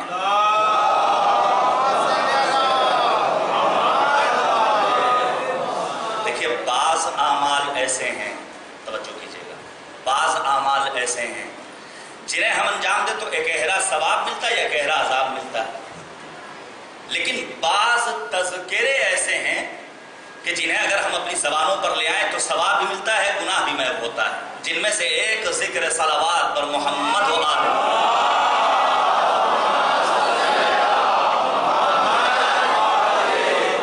جب ہم صلوات پڑھتے ہیں تو ادھر فرشتہ بیٹھا ہوا وہ نیکیاں لکھتا ہے، ادھر جو فرشتہ بیٹھا ہوا ہے وہ گناہوں کو محو کرتا ہے۔ اور اسی طرح علماء نے بیان کیا ہے جب کوئی انسان راہ حسین میں اپنے گھر سے مجلس اعظم میں شرکت کے لیے اپنے قدم باہر نکالتا ہے تو نیکیوں میں بھی اضافہ ہوتا ہے، گناہوں میں بھی کمی ہوتی ہے۔ یہ برکت ہے فرش عزائے حسین ابن علی کی۔ مل جل کر صلوات دیجیے گا بر محمد۔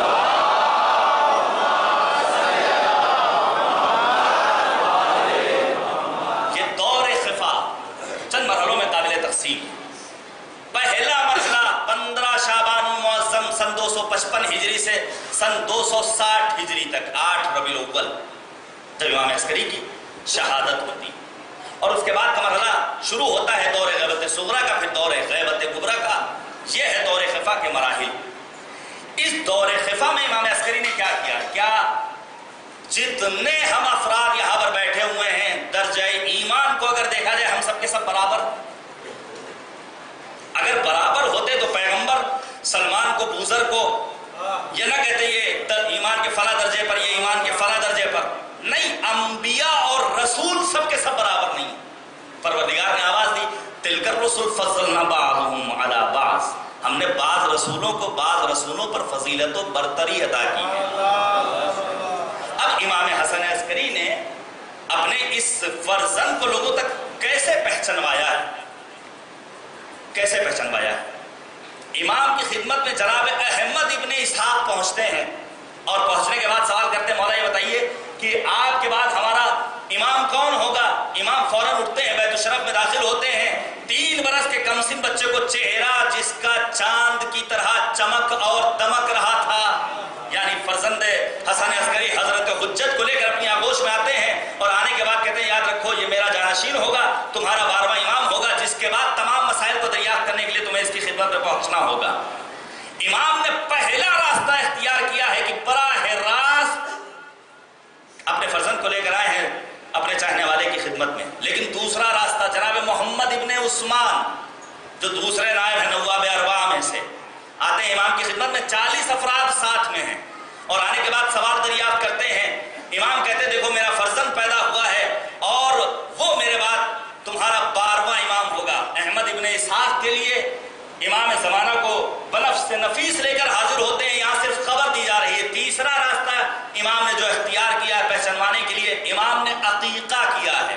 ایک عقیقہ نہیں بلکہ متعدد عقیقے کیے ہیں۔ ایک مرتبہ گوشت فلاں محلے میں بھیجا، ایک مرتبہ کسی اور علاقے میں بھیجا تاکہ لوگوں کو خبر ہو جائے، ان کے چاہنے والوں کو کہ ہمارے یہاں ہمارے فرزند کی ولادت ہوئی ہے۔ اور چوتھا راستہ جو امام نے اختیار کیا ہے وہ یہ کہ اپنے چاہنے والوں کو خط لکھا ہے امام حسن عسکری علیہ السلام نے، اور خط لکھنے کے بعد کہا ہے میرے یہاں ولادت ہوئی ہے، میرا فرزند ہے جو تمہارا آخری امام ہوگا، میرا جانشین ہوگا۔ اور اس کے بعد امام نے تاکید کی ہے، میں نے کل آپ سے کہا تھا میں جلدی سے کہہ جانے کے بعد آگے بڑھنے کی کوشش کرتا ہوں، ایک جملہ آپ کے سپرد کر رہا ہوں۔ روایت بتاتی ہے سرکار حجت کو پہچانوانے کے لیے ایک راستہ جو امام نے اختیار کیا ہے وہ یہ کہ امام نے خط لکھا ہے اور مکتوبی صورت میں اپنے چاہنے والوں کی خدمت میں بھیجا ہے، یہ ہمارا فرزند ہے، یہ آخری امام ہے، یہ 12واں جانشین پیغمبر ہے جس کی امامت کو تمہیں تسلیم کرنا ہوگا۔ اور امام نے تاکید کی ہے خبردار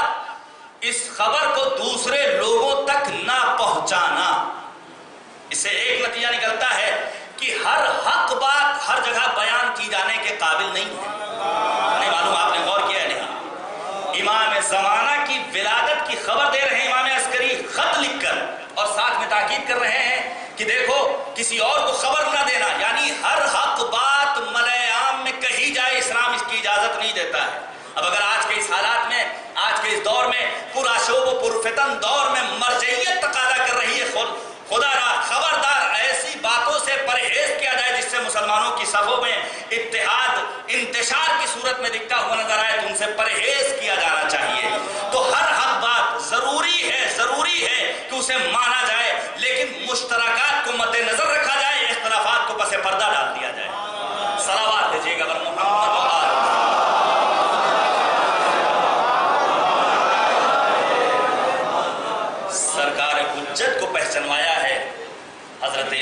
حسن عسکری علیہ السلام نے کنیت کیا ہے، لقب کیا ہے، متعدد القاب ہیں، مہدی، حجت، ولی خدا، خلف صالح، بقیت اللہ، منتظر، یہ تمام امام زمانہ کے القاب ہیں۔ کم از کم اتنا ہمیں ہمارے جوانوں کو، ہمارے بچوں کو سرکار حجت کے سلسلے میں معلوم ہونا چاہیے، تاکہ انسان سمجھ سکے کہ کس لیے پروردگار نے انہیں اپنا نمائندہ بنایا ہے، کیوں پس پردہ غیبت ڈال دیا ہے۔ اب مرحلہ آتا ہے غیبت کا مرحلہ۔ یہ غیبت کا مرحلہ وہ ہے نبی اعظم سے لے کر امام عسکری تک ہر معصوم نے، توجہ کیجئے گا میرے عزیزوں، ہر معصوم نے امام زمانہ کی غیبت کے بارے میں پیشین گوئی کی ہے، روایتیں موجود ہیں۔ لیکن آج ہیں بعض افراد جن کے فکر و شعور کو مفلوج ہوتا ہوا ہم دیکھ رہے ہیں۔ اولئک الذین ختم اللہ علی قلوبہم وعلی سمعہم وعلی ابصارہم غشاوہ، ان کے دلوں پر پروردگار نے مہریں لگا دی ہیں۔ دل ہے، سوچنے اور سمجھنے کی صلاحیت نہیں ہے، آنکھیں دیکھنے کے قابل نہیں ہیں، کان سننے کی لیاقت و صلاحیت نہیں رکھتے ہیں۔ ایک جملہ صاحبان ذوق و ادب کے سپرد کر رہا ہوں، ہیں اس دنیا میں ایسے کاسہائے سر جن میں مغز بے عقل پایا جاتا ہے، ایسے کاسہائے سر جن میں مغز بے عقل پایا جاتا ہے، تمام کی تمام غیبتوں کو مان لیتے ہیں، لیکن فرزند زہرا کی غیبت کی بات آتی ہے تو کہتے ہیں نہیں سمجھ میں آتی، ایک انسان اتنی طولانی حیات کیسے حاصل کر سکتا ہے، کیسے اتنے دنوں تک زندہ رہ سکتا ہے۔ غیبت کے مرحلے میں پروردگار عالم نے انتظام کیا ہے اپنی حجت کو باقی رکھنے کے لیے، اپنی حجت کو باقی رکھنے کے لیے۔ میں آپ کے سامنے عقلی طور پر بیان کروں، ایک عرصے کے بعد مثال کے طور پر میری آپ سے ملاقات، جب کسی زندہ انسان سے ہم طویل عرصہ گزرنے کے بعد ملاقات کرتے ہیں تو ہم تعجب نہیں کرتے بلکہ صرف اتنا پوچھتے ہیں اور بھیا سب خیریت ہے؟ یہ نہیں کہتے ہیں کہ یہ بتاؤ کہ تم ابھی تک زندہ ہو۔ توجہ کیجئے گا میرے عزیزوں، روایات بھری پڑی ہیں، علماء اہل سنت، علماء تشیع نے اپنی کتابوں میں جگہ دی ہے۔ میں نے بیان کیا 3500 روایات ہیں سرکار حجت کے سلسلے میں ان معتبر کتابوں میں۔ روایات ہمارے پاس امام کی غیبت کے سلسلے میں بے شمار الا ماشاء اللہ۔ عقلی طور پر جب ہم کسی زندہ انسان سے ملاقات کرتے ہیں تو ہم اس سے صرف خیریت دریافت کرتے ہیں، یہ بتاؤ بھیا سب خیریت ہے؟ یہ نہیں پوچھتا میں تم ابھی تک زندہ ہو، نہیں، اگر کسی کا انتقال ہو جائے تب سوال کیا جاتا ہے بھائی فلاں کا انتقال کیسے ہوا، کیا طبیعت خراب تھی، اچانک انتقال ہو گیا، ایکسیڈنٹ ہو گیا، بچے کتنے ہیں، رزق و روزی کا کیا ہوگا، یہ تمام سوالات کیے جاتے ہیں کسی ایک انسان کے سلسلے میں جو اس دنیا سے رخصت ہو چکا۔ تو ہم تو امام کی غیبت کے قائل ہیں، وہ افراد جو امام کی غیبت کو تسلیم نہیں کرتے، ہم ان سے سوال کریں گے اگر تم امام کی غیبت کو نہیں مانتے ہو تو تم دلیل لاؤ کہ امام غائب کیوں نہیں۔ ہمارا تم سے یہ سوال ہے۔ ویسے بھی اگر دیکھا جائے غیبت اور طول عمر تقریباً ایک ہی زمرے میں آتے ہیں۔ جرمنی میں ایک دانشور ریسرچ کرتا ہے تو وہ یہ آواز دیتا ہے کہ 21ویں صدی کا انسان، توجہ کیجئے گا، 21ویں صدی کا انسان 1000 برس زندگی بسر کر سکتا ہے۔ فرانس میں ایک پیڑ کے اوپر ریسرچ ہوتی ہے اور اس ریسرچ کے نتیجے میں دانشوروں کا ایک بڑا طبقہ یہ کہتا ہے کہ اگر فضا سازگار ہو، ماحول مناسب ہو، حالات بہتر ہوں تو ایک انسان 2800 سال زندگی بسر کر سکتا ہے۔ آج کی دانش نے، آج کی بینش نے، آج کے علم نے، آج کی جدید ٹیکنالوجی کے دور میں اتنی ترقی کر لی کہ ایک انسان کو 2800 برس زندگی عطا کر رہا ہے، ہم اور آپ تو ابھی 1200 سال تک پہنچے۔ جب ایک انسان 2800 سال تک زندگی بسر کر سکتا ہے تو ہمارا وقت کا امام تو ابھی 1200 برس زندگی بسر کر چکا ہے۔ عزیزان گرامی، لیکن یہ عقل کے سر پھرے، ان کے سامنے کتنی بھی عقلی دلیلیں لے آئیے، ماننے کے لیے قبول تیار نہیں ہیں اور اسے قبول نہیں کرتے ہیں، تو چلیے قرآن سے ان کے سامنے واضح کر دیا جائے۔ انشاءاللہ کل کی گفتگو قرآن کریم کے سلسلے میں ہوگی کہ امام زمانہ کے سلسلے میں قرآن میں کتنی آیتیں ہیں۔ 265 سے زائد آیتیں ہیں سرکار حجت کے سلسلے میں۔ اگر ان تمام آیات کو بیان کیا جائے تو چند مدارس گزر جائیں اور تذکرہ نامکمل رہ جائے۔ توجہ کیجئے گا، آپ تذکرہ پڑھیے حضرت یونس علیہ السلام کا۔ پروردگار نے چھوٹی سی نافرمانی کے نتیجے میں یونس کو سزا دی، مچھلی کے پیٹ میں جناب یونس چلے گئے۔ پڑھیے سورہ صافات آیت نمبر 144، توجہ کیجئے گا عزیزان کرام۔ سورہ صافات کی آیت نمبر 144 میں پروردگار نے آواز دی لَلَّبِثَ فِي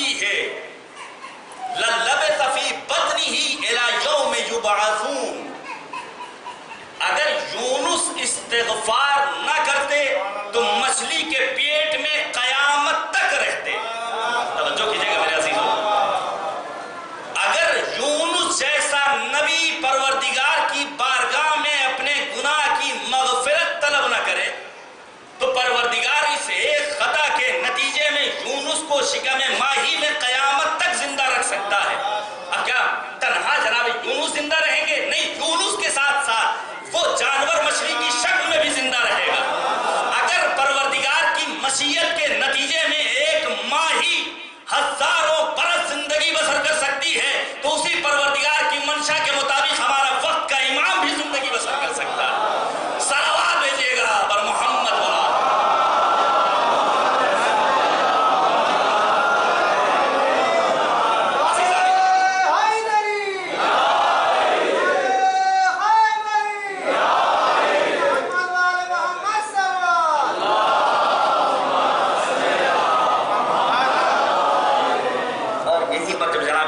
تذکرہ آیا تو میں علماء کی فضیلت کو بیان کرنا چاہتا ہوں۔ علماء سے مراد یہ افراد نہیں جن کے بدن پر یہ لباس ہو یا ماما ہو یا باقبا ہو، ٹوپی شیروانی ہو، نہیں، بلکہ امیر المؤمنین نے فرمایا لیس الیتیم قد مات والدہ۔ یتیم وہ نہیں جس کا باپ اس دنیا سے رخصت ہو جائے، بلکہ یتیم وہ ہے جس کے پاس علم و ادب کا سرمایہ نہ پائے۔ پھر مولا نے فرمایا لیس الجمال بِأَثْوَابٍ تُزَيِّنُنَا۔ جمال و خوبصورتی سیبائی یہ نہیں کہ انسان بہترین لباس سے وطن کر لے، بل الجمال، بلکہ جمال و خوبصورتی ہو سیبائش یہ ہے کہ انسان کے پاس علم و ادب کا سرمایہ پایا جائے۔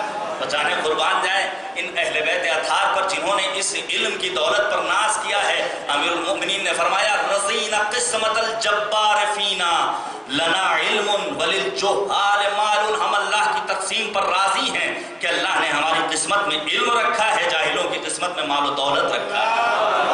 لہذا کبھی بھی گھبرانے کی ضرورت نہیں ہے کہ اللہ نے ظاہری طور پر مال و دولت سے نہیں نوازا، نہیں عزیزان گرامی، یہ اہل بیت کی ولایت و محبت جیسی عظیم دولت۔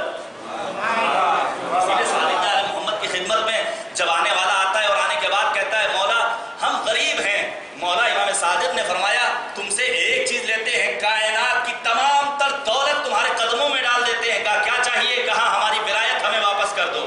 کہا مولا یہ ممکن نہیں ہے۔ کہا جب ولایت جیسی عظیم دولت تمہارے پاس ہے تو تم کس بات کا شکوہ کرتے ہو؟ کس بات کا؟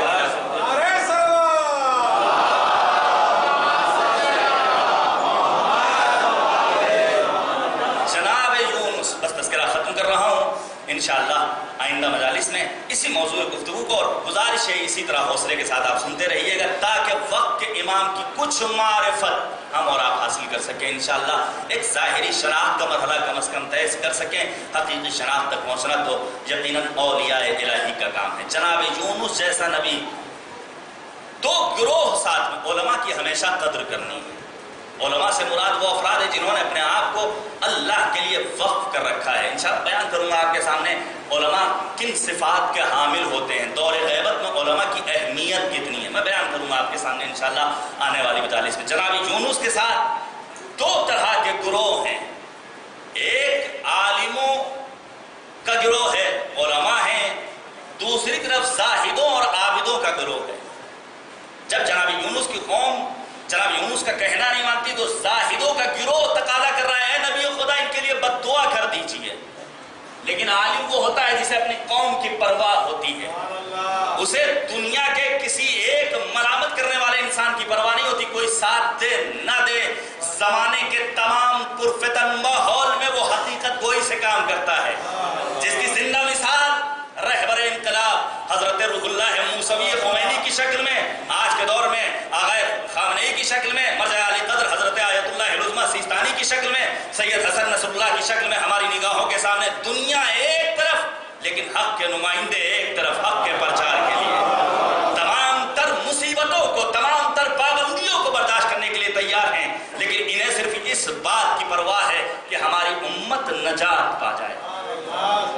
جناب یونس کے ساتھ جو زاہدوں کا گروہ ہے وہ کہہ رہا ہے بد دعا کر دیجئے، لیکن عالموں کا گروہ کہہ رہا ہے نہیں ہے نبی خدا بد دعا نہ کیجئے۔ لیکن یونس نے زاہدوں کی بات کو مانا، بد دعا کی، عذاب پروردگار نازل ہوا، لیکن عالم قوم کی نجات چاہتا ہے، ساتھ ساتھ آگے بڑھا۔ صحرا اور بیابان میں پہنچنے کے بعد یہ عالموں کا گروہ کہتا ہے پروردگار کی بارگاہ میں دعا طلب کر لو، پروردگار تمہارے گناہوں کو معاف کر دے گا۔ امت جناب یونس نے مغفرت کی دعا طلب کی ہے، عذاب ٹل گیا صرف ایک عالم کی دعا کے نتیجے میں۔ جاہل ہے اندھیرے میں بھٹکتا ہوا راہی، عالم ہے تو پڑھ لیتا ہے آیات الہی۔ جاہل کے سر و مال بھی ہیں وجہ تباہی، عالم ہے تو کرتا ہے فقیری میں بھی شاہی۔ جاہل ہے تو حیوان کی طرح پیٹ بھرے گا، عالم ہے تو فاتح بھی سلیقے سے کرے گا۔ صلوات بھیجیے گا بر محمد و آل محمد۔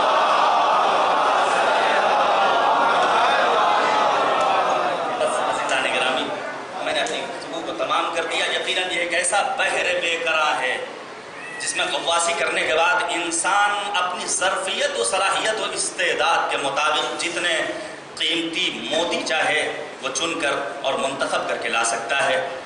بس پروردگار کی بارگاہ میں یہ دعا کرتے ہیں معبود ہماری اس عبادت کو اپنی بارگاہ میں یاد رکھیے۔ یہیں سے میں مصائب کے چند فقرات آپ کے سپرد کرتا ہوں۔ جس امام کا ہم اور آپ تذکرہ کر رہے ہیں اسے کہا جاتا ہے منتقم خون حسین ابن علی۔ آپ پڑھیے زیارت ناہیہ، گریا کرنا، یہ چند منٹ وقف کر دیجئے حسین ابن علی کے لیے۔ اسی لیے علماء بیان کرتے ہیں جب مصائب سید الشہداء کا تذکرہ ہو تو انسان خود اپنے آپ میں گم ہو کر رہ جائے، کسی کو نہ دیکھے۔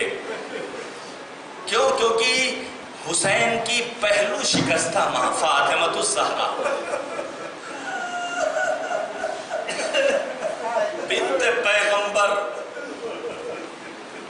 آتی ہیں فرش عزا پر، ایک ایک عزادار کے سامنے اپنے رومال کو پیش کرتی ہیں، لا میرے حسین کے عزادار آنسوؤں کا نذرانہ میری بارگاہ میں پیش کرتے ہیں۔ گریا کرنا، یہ چند منٹ وقف کر دیے سید الشہداء کے لیے۔ اگر ایک اتنا آنسو نکل جائے کہ مچھر کا پر تر ہو جائے تو ہمارے تمام کے تمام گناہوں کی مغفرت پکی ہے۔ یہ قول معصومین علیہ السلام۔ پڑھیے زیارت ناہیہ، سرکار حجت نے کس انداز میں اپنے جد حسین ابن علی پر گریہ وزاری کیا ہے۔ تمام تر زیارت ناہیہ کے فقرات کو اپنی نگاہوں کے سامنے لائیے اور اس میں پھر وہ فقرہ، اے میرے جد حسین ابن علی، میں آپ کی مظلومیت کو یاد کر کے صبح مسا گریہ کرتا ہوں۔ وَلَابْكِيَنَّ عَلَيْكَ بَدَلَتْ دُمُوعِ دَمَا، میں آپ پر خون روتا ہوں۔ اسے پڑھ دینا بہت آسان، سن لینا نہایت آسان کام ہے۔ آیت اللہ العظمی محسن الحکیم کی خدمت میں ایک شخص آتا ہے اور آنے کے بعد سوال کرتا ہے، آتا یہ بتائیے یہ جو امام زمانہ نے فرمایا ہے وَلَابْكِيَنَّ عَلَيْكَ بَدَلَتْ دُمُوعِ دَمَا، کہ امام زمانہ فرماتے ہیں جد حسین میں آپ پر خون کے آنسو روتا ہوں، تو یہ ہمارے امام نے جو خون کے آنسو کہا ہے یہ خون حقیقی خون ہے یا مجازی خون ہے؟ لکھا ہے علماء نے، آغا حکیم کربلا کا تذکرہ کرتے ہیں، اپنے آنکھوں پر رومال کو رکھتے ہیں، مصیبت حسین کا تذکرہ کرنے کے بعد جب رومال کو ہٹاتے ہیں تو اب آنسو کے قطرات نہ تھے بلکہ خون کے قطرات تھے۔ جب آغا حکیم جیسا انسان حقیقت مظلومیت کربلا کو درک کر لیتا ہے تو وہ خون گریا کرتا ہے۔ جزاکم ربکم خیر الجزا، خدا کسی غم میں نہ رلائے سوائے غم مظلوم کربلا۔ سید الشہداء ابا عبداللہ الحسین کے بڑی مصیبتوں کے ساتھ امام حسین نے یہ ایام گزارے ہیں، اور پھر وہ مصیبت جو زینب کبریٰ نے برداشت کی ہے، جانے قربان جائیں بارہا کربلا گیا ہوں، تلے زینبیہ اور قتلگاہ حسین ابن علی میں کوئی فاصلہ نہیں ہے۔ ذرا تصور کیجئے، بھائی بہن کی محبتوں کو اللہ سلامت رکھے، لیکن وہ بھائی بہن کی محبت جس کی مثال کربلا میں زینب کبریٰ نے پیش کی ہے، جو جس کی نظیر نہیں ملتی ہے، زینب کبریٰ تلے زینبیہ پر کھڑی ہوئی ہے، شمر سر و تھن میں جدائی کر رہا ہے، مرثیہ پڑھنا یا جدہ صلی علیک ملیک السما وہذا حسین مرمل بالدماء، نانا آپ پر تو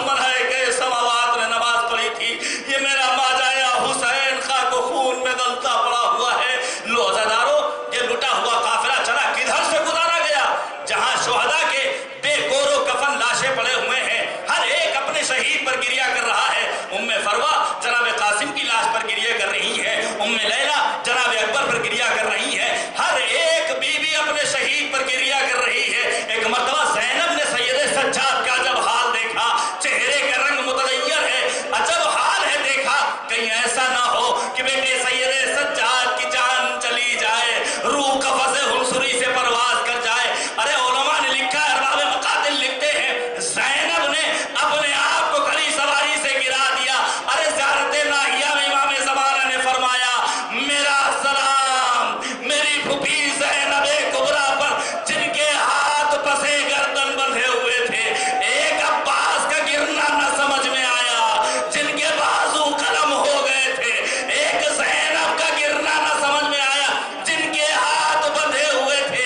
زینب کی طرف سید سجاد متوجہ ہوئے، پھوپھی اماں یہ کیا کیا؟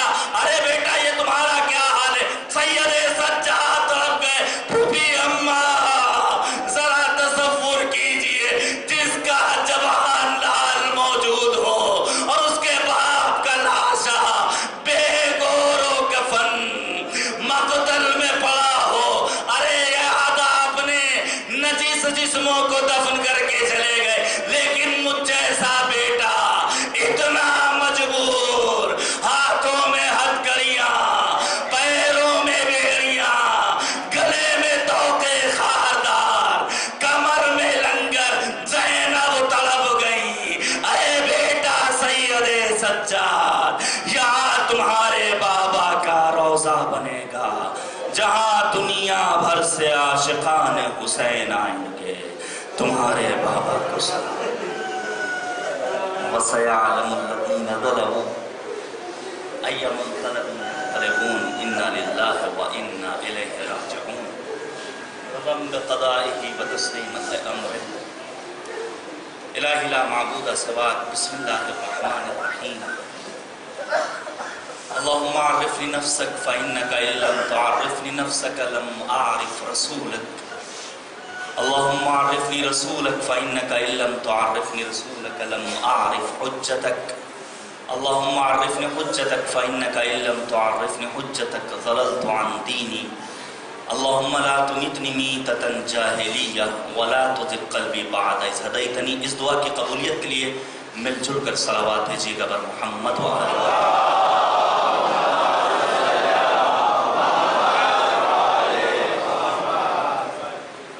پروردگارہ تجھے واسطہ ہے عظمت محمد و آل محمد کا، کریم پروردگاری ہماری اس عبادت کو قبول فرما۔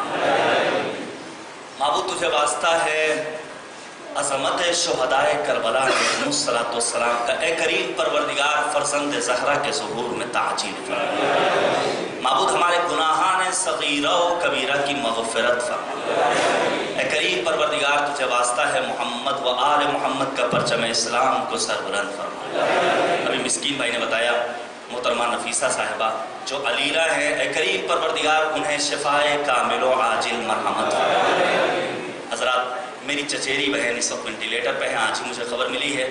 گزارش ہے کہ تمام مؤمنین و مؤمنات جو مریض ہیں ان کی شفا یابی کے لیے ہم سب دعا کریں۔ کریم پروردگار تمام مؤمنین و مؤمنات جو بیماروں نے شفائے کامل و عاجل مرحمت۔ معبود تجھے واسطہ ہے محمد و آل محمد کا، دشمنان اسلام کو نیست و نابود فرما۔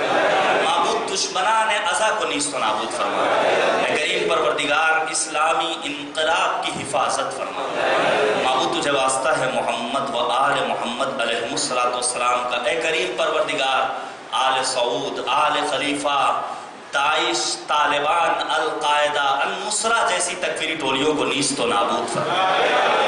معبود تجھے واسطہ ہے محمد و آل محمد کا تمام مراجع اسلام، بالخصوص رہبر انقلاب اور مرجع علی قدر حضرت آیت اللہ العظمیٰ سیستانی کا سایہ ہمارے سروں پر قائم ہوتا ہے۔ معبود تجھے واسطہ ہے محمد و آل محمد کا ہمارے اعمال کو اس لائق بنا دے کہ امام ہمیں اپنے آوان و انصار میں شمار کریں۔